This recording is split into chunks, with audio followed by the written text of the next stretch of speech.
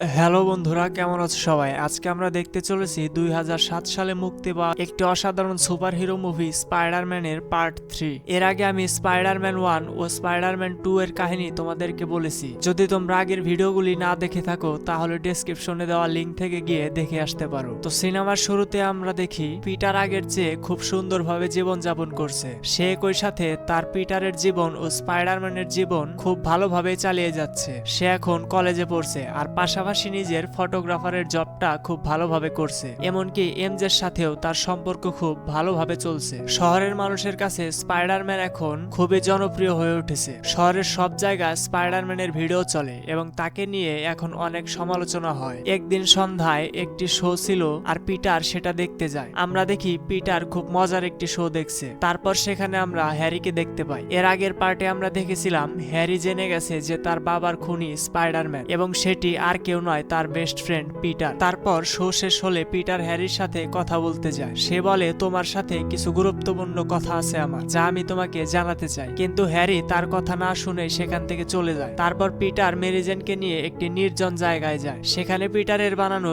একটি বড় মাকড়সার জালের উপর শুয়ে তারা নিজেদের মধ্যে গল্প করছিল। তারপর যখন তারা ঘনিষ্ঠভাবে কথা বলছিল তখনই আকাশ থেকে একটি উল্কাপিণ্ড এসে পড়ে এবং তার মধ্যে থেকে একটি কালো সিম্বিয়ট বেরিয়ে আসে। আসলে এটা হচ্ছে একটি পরজীবী এলিয়েন আর এর নাম হচ্ছে ভেনম। আর এরা অন্য প্রাণীদের শরীরের সাথে জুড়ে গিয়ে তাকে মানসিক ও শারীরিকভাবে পরিবর্তন করে ফেলতে পারে। পিটার আর মেরিজেন যখন সেখান থেকে চলে যাচ্ছিল তখন এই সিম্বিয়টটি পিটারের স্কুটারে চেপে তাদের সাথে চলে যায়। এরপর আমরা দেখি গ্রিন গাবলিনের সেই ল্যাব, যেখানে গ্রিন গাবলিনের সব জিনিসপত্র রাখা ছিল। আর আগের পার্টের শেষে আমরা দেখেছি হ্যারি এই জায়গাটার কথা জেনে গিয়েছিল। তো আমরা দেখি হ্যারি নিজের উপর সেই গ্রিন গাবলিনের সিরামটা ব্যবহার করে নিজেকে অনেক শক্তিশালী করে তুলেছে, কারণ সে ভাবে তার শত্রু হলো স্পাইডারম্যান আর স্পাইডারম্যানকে হারানোর জন্য তাকে অনেক শক্তিশালী হতে হবে। এরপরের সিনে আমরা দেখি ফ্লিন্ট মার্কো নামের একজন চোরকে। সে জেল থেকে পালিয়ে নিজের বাড়িতে চলে আসে। বাড়িতে আসার পর ওর স্ত্রী ওকে দেখতে পায়। তখন ওর স্ত্রী ওকে বলে,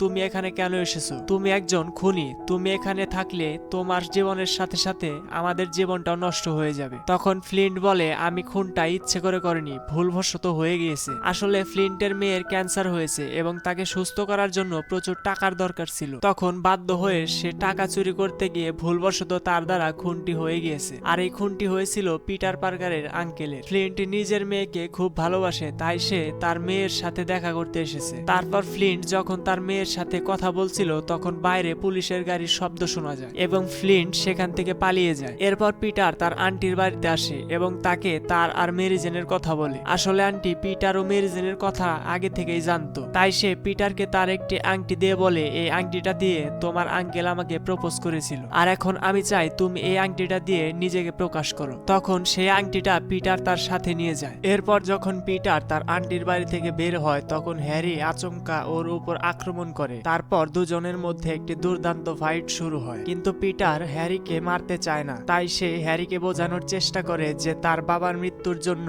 পিটার দায়ী নয়, সে নিজেই দায়ী। কিন্তু হ্যারি পিটারের কোনো কথা না শুনে তাকে মারতে যায়। তখন পিটার পালাতে থাকে। এরপর পিটার দেখে যে হ্যারি তার পিছন পিছন আসছে। পিটার চালাকি করে হ্যারিকে ওর গ্লাইডার থেকে ফেলে দেয় আর হ্যারি পরে অজ্ঞান হয়ে যায়। পিটার ভয় পেয়ে তাড়াতাড়ি করে ওকে হসপিটালে নিয়ে আসে। সেখানে ডাক্তার তাকে জানায় যে হ্যারির মাথায় চোট লাগার ফলে লাস্ট কয়েক বছরের স্মৃতি সে ভুলে গিয়েছে। পরদিন হাসপাতালে মেরিজেন ও পিটার দুজনে হ্যারির সাথে দেখা করতে আসে। হ্যারির এখন আর কোনো কিছু মনে নেই যে তার বাবা স্পাইডারম্যানের কারণে মারা গিয়েছে আর পিটারই হচ্ছে স্পাইডারম্যান। তাই সে আগের মতোই পিটারকে নিজের বেস্ট ফ্রেন্ড ভাবতে শুরু করে। তখন হ্যারি পিটারকে জিজ্ঞাসা করে যে তার বাবা কিভাবে মারা গিয়েছে। পিটার হ্যারিকে বলে যে তার বাবা অ্যাক্সিডেন্টে মারা গেছে। তারপর পিটার তাকে বিশ্রাম নিতে বলে এবং সেখান থেকে মেরিজেনকে সাথে নিয়ে বের হয়ে চলে আসে। এরপরের দৃশ্যে আমরা ফ্লিন্টকে দেখি। সে পুলিশের তাড়া খেয়ে পালাতে পালাতে একটি এক্সপেরিমেন্টাল বালির কন্টেনারে এসে পড়ে এবং তখন সেখানকার মেশিনগুলি চালু হয়ে যায়। ফ্লিন্ট সেখান থেকে বের হওয়ার চেষ্টা করে কিন্তু পারে না, কারণ মেশিনটা খুব দ্রুত ঘুরছিল।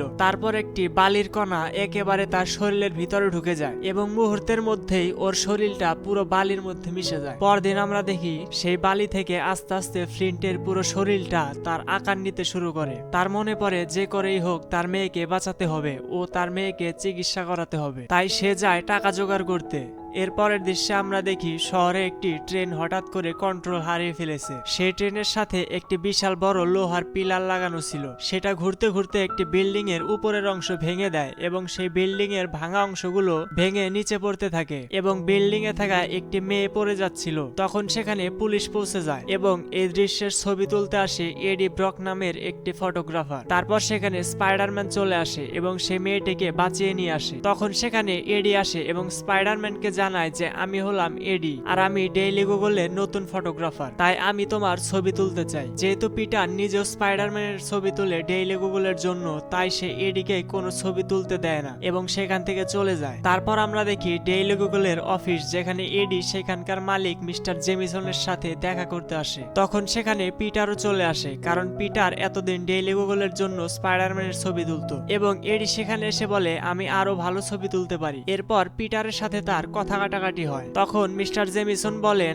আমি এখানে ফটোগ্রাফার হিসাবে যে কোনো একজনেরই চাকরি দেব। তখন জেমিসন ওদের একটি অদ্ভুত চ্যালেঞ্জ দেয়। সে বলে যে তোমাদের মধ্যে যে স্পাইডারম্যানের কোনো খারাপ কাজ করার ছবি তুলে আনতে পারবে শুধু তাকে আমি এখানে চাকরি দেব। এটা বলার কারণ আমরা জানি যে মিস্টার জেমিসন স্পাইডারম্যানকে একদমই পছন্দ করে না। তারপর পিটার ও এডি সেখান থেকে চলে যায়। তারপর পিটার হ্যারির বাড়িতে আসে। হ্যারি এখন পুরোপুরি ভাবে সুস্থ হয়ে গেছে। পিটার ও হ্যারি আড্ডা মারতে মারতে অন্য একটি ঘরে চলে আসে। সেখানে এক জায়গায় নরম্যানের একটি ছবি রাখা ছিল। সেই ছবির দিকে তাকিয়ে হ্যারি বলে যে আমার মনে হয় বাবা আমাকে কোনো একটি কাজ করতে বলেছিল যেটি এখনো অসম্পূর্ণ রয়েছে, কিন্তু কাজটা কি তা আমার মনে পড়ছে না। তখন পিটার বুঝে যায় যে তার অসম্পূর্ণ কাজটি হলো স্পাইডারম্যানকে মেরে ফেলা। তখন পিটার এই প্রসঙ্গ চেঞ্জ করে হ্যারিকে এসব নিয়ে না ভাবতে বলে সেখান থেকে চলে যায়। এরপর আমরা দেখি মেরি জেন যে থিয়েটারে কাজ করতো সেখানে গিয়ে সে দেখে যে তার জায়গায় অন্য অভিনেত্রীকে নেওয়া হয়েছে। এটা দেখে সে খুব দুঃখ পেয়ে সেখান থেকে চলে যায়। অন্যদিকে আমরা দেখি স্পাইডারম্যানকে সম্মান জানানোর জন্য একটি অনুষ্ঠানের আয়োজন করা হয়েছে। এখানে পিটার ও হ্যারি এসেছে, এমনকি সেখানে আগে থেকে মেরি জেনও এসেছিল। তারপর পিটার সেখানে স্পাইডারম্যান হয়ে চলে আসে এবং ওখানে উপস্থিত দর্শকরা সেখানে থাকা একটি মেয়েকে বলে স্পাইডারম্যানকে কিস করতে এবং সবার অনুরোধ অনুযায়ী স্পাইডারম্যান তাকে কিস করে, যেটা দেখে মেরি জেনের খুব খারাপ লাগে। এরপর আমরা দেখি মার্কোকে, যে কিনা এখন স্যান্ডম্যানে পরিণত হয়ে গেছে। সে টাকা চুরি করার জন্য একটি বালির ট্রাকে লুকিয়েছিল। এরপর পুলিশ যখন ওর উপর গুলি চালায় তখন সে পুলিশের উপর অ্যাটাক করে। ওই মুহূর্তে স্পাইডারম্যান হয়ে পিটার সেখানে চলে আসে আর তারপর স্পাইডারম্যানের সাথে স্যান্ডম্যানের ফাইট শুরু হয়ে যায়। কিন্তু স্যান্ডম্যান শেষমেশে একটি বালির ঝড় হয়ে সেখান থেকে পালিয়ে যায়। এরপর আমরা দেখি পিটার একটি বড় রেস্টুরেন্টে গেছে। সেখানে সে ওয়েটারকে বলে আজ আমি আমার গার্লফ্রেন্ডকে এখানে ডেকেছি। সে এখানে আসার পর আমি তাকে প্রপোজ করব, তাই আপনারা শ্যাম্পেইনের গ্লাসে এই আংটিটি ফেলে দিয়ে তার সামনে এনে রাখবেন। এরপরে মেরি জেন সেখানে আসে আর পিটার যখন ওর সাথে কথা বলছিল